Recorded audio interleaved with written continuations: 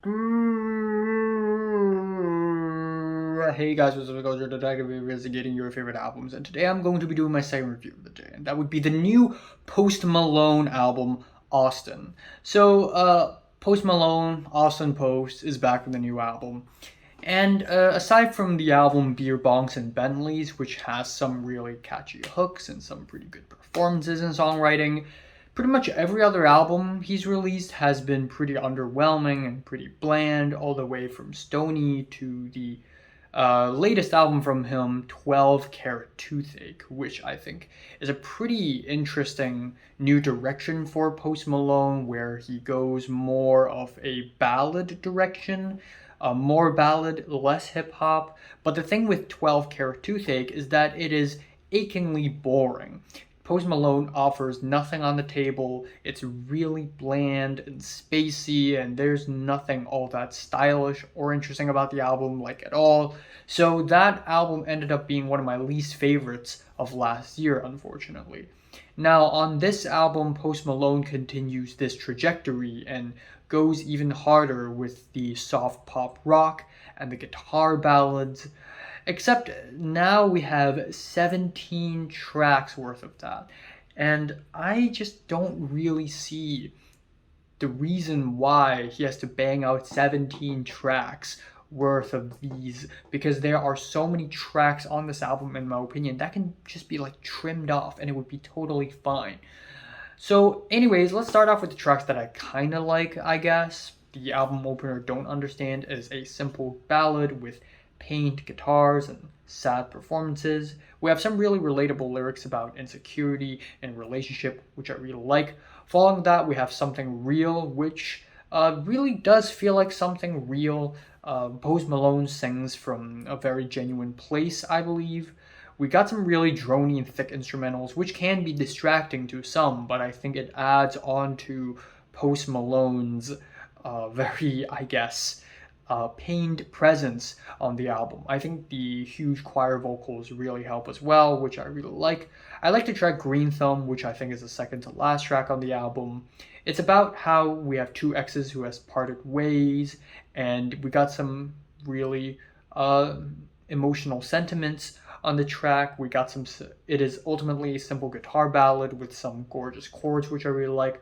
There are also a couple of tracks that I think aren't really like the best or anything, but still stands out from the rest of the track list. The track Overdrive is a dramatic piano guitar song, and we have lyrics where Post Malone was like, I'll do anything for you. I'll remove my tattoos if that's cool with you. I'll stop seeing that other girl if that's cool with you.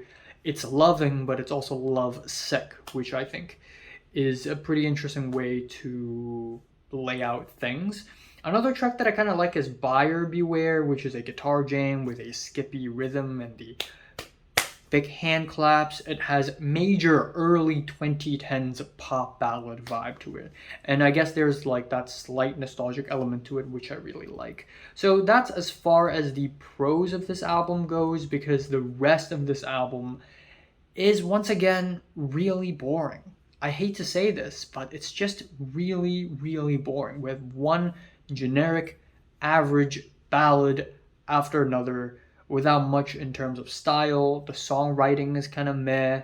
The track Chemical is a summary, straightforward pop song, but it's so sterile, it's so clean, it's so steady, it's so generic. It has that 4/4 beat, and I think Post Malone has made like 5, 6 songs with the same beat already, so not really all that interesting. The track Nova Candy is not a bad song, but the thick vocal layering and the basic instrumentals just make it feel like a total drag. The track Morning is a reverby ballad with a trap beat. It's summery and sweet as it is at the same time boring and plain. The track Too Cool to Die sees Post Malone does this 80s revivalism thing. It's 2023. 80s revivalism is long past its heyday, it's overdone already, and the whole track is just very toothless and soulless, plus the very corny lyrics didn't really help. The track Sign Me Up does this 80s thing again, and it's just not interesting, I'm sorry. And again, lyrically it's about being overly lovesick, but instrumentally it's just too boring to convey anything interesting. The track Socialite is completely drenched in reverb. And it's Post Malone does this thing where he's somewhere between singing and rapping, and it has some of the cringiest lyrics in all of the album. And then Speedometer is a synth pop track with awful lyrics, especially the line, "Let's make a baby tonight." Hold My Breath. They did some really weird shit with the vocal harmonies, and it's so rubbery and slippery. It doesn't sound good at all. It's also a novelty soft rock track with really basic guitars. Even if Post Malone is singing something emotional, instrumentally, it just does not support that at all. Enough is enough.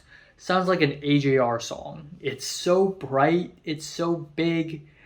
It really makes my eyes roll when I listen to that track. Texas T, we have some very clean instrumentals, and the pounding drums are just very, very repetitive. It's consistent throughout the whole track. Landmine is a pretty generic pop rock track with some epic vocals. Again, the vocals, the mixing, it's just so rubbery. It's so squeaky clean. It's so sterile. I don't understand why, but it sounds so squeaky, and I hate it. Finally, the album ends off with Buy It Off, which is a really underwhelming ending to the album. The banging drums do not help at all. And overall, this album is just another really underwhelming album from him. I like this a little more than 12 Karat Toothache. Maybe it's because there are a couple more highlights here, in my opinion.